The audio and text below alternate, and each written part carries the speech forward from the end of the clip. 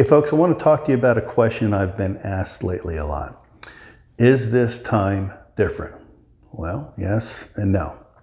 If you listen to the housing analysts, the first thing they're going to point to is America has a tremendous amount of equity in their homes, unlike what we had in the 2008 cycle. And they're right, we do. But that can get ate up pretty quick. When you go through this thing called life, you got kids, you've got school, you've got your job, you've got a business.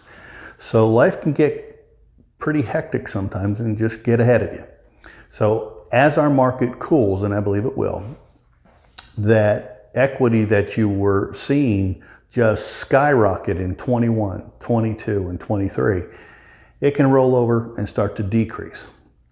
Now, if you are behind on your mortgage, on top of your mortgage payment that you're not able to make, there's also taxes and insurance.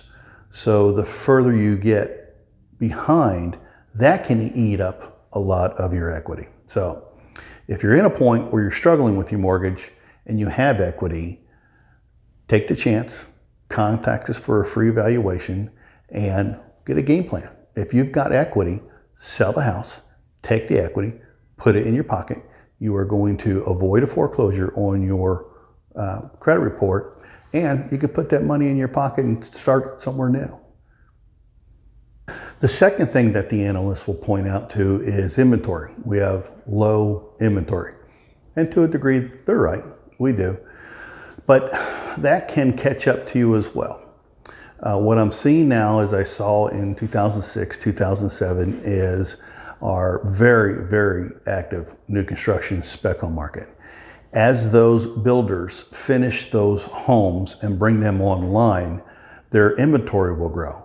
They're going to be the first people who will cut their price to unload that inventory.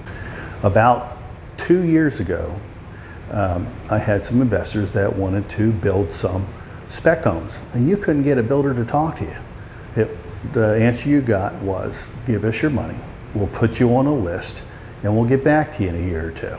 Well, that wasn't going to work for most investors. They wanted to be out of the project by then.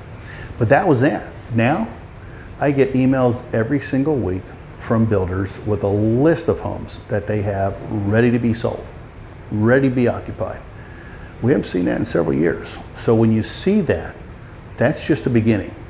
And it will progress from there. They will increase their spec homes. They will decrease their permits that they're pulling, but that will affect your equity in your home.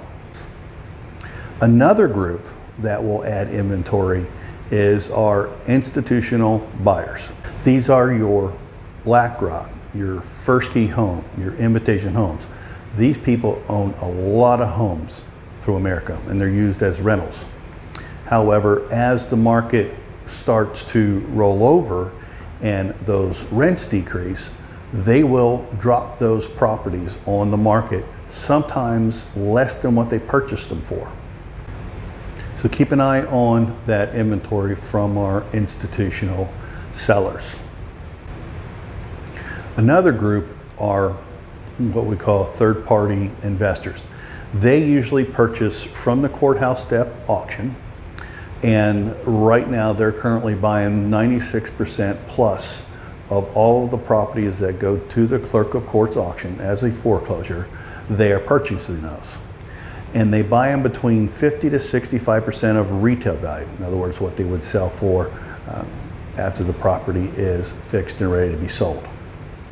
At this time, most of the homes that are going to the clerk of court auction, which is the foreclosure sales, have a ton of equity. And that's how these third-party investors are just tearing it up. They are doing very, very well. However, you are losing out on your equity. So if you are struggling with your mortgage, reach out to me. We'll do a free evaluation. There's no obligation. It's not going to cost you anything. But at least you have a hard number to start with. You can make a game plan. We can sell the home, put the equity in your pocket. You can avoid a foreclosure on your credit report, and you can start life somewhere new. The bottom line is, don't give up your equity to an investor or the bank.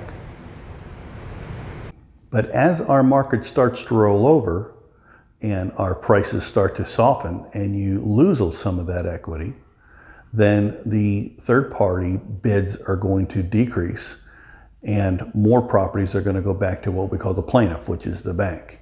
And they'll come on the market as REO, as a bank foreclosure. In the question of, is it different this time? A lot of folks feel that we're going to have another 2008 crash, 2009, 2010, Southwest Florida market. I don't think so. I think as prices start to come down and rates come down, there's a lot of buyers out there that are sitting on the fence. They'll come off the fence and they'll start to buy. So that's going to prevent us from having a hard crash. Will we have a cooling off of prices? Yes. But remember, real estate is slow. A lot of folks I talk to will think, well, you get home on Friday, on Monday it crashes. It doesn't work that way at real estate. I sold a lot of bank foreclosures in the great financial crisis. And started about the summer of 2005, and it was clear as a bell. By January of 2006, it started to roll over. But the market really never felt it until the fall of 2008. It's about 2 years, and that's normal. That's about right. And then once it did roll over, it went all the way through 2012, 2013. That's 4 or 5 years it took just to bottom out and start to come back up. So that's how real estate works. It's very slow. It's not like the stock market. You just don't roll over and it crashes in 20% in 3 days. So to answer the question, is it different this time? Well, it's always different. And the answer is yes and no. There are some things that are just like the 2008 crash, and there's some things that we sure wish we had back in 2008, but we don't. But we do have them in this market. So if you're struggling with your mortgage, don't lose your home to the bank. You have equity. Reach out to me. We'll do a valuation on it, and we'll see where you're at. And we can probably save your equity. Hope this helps.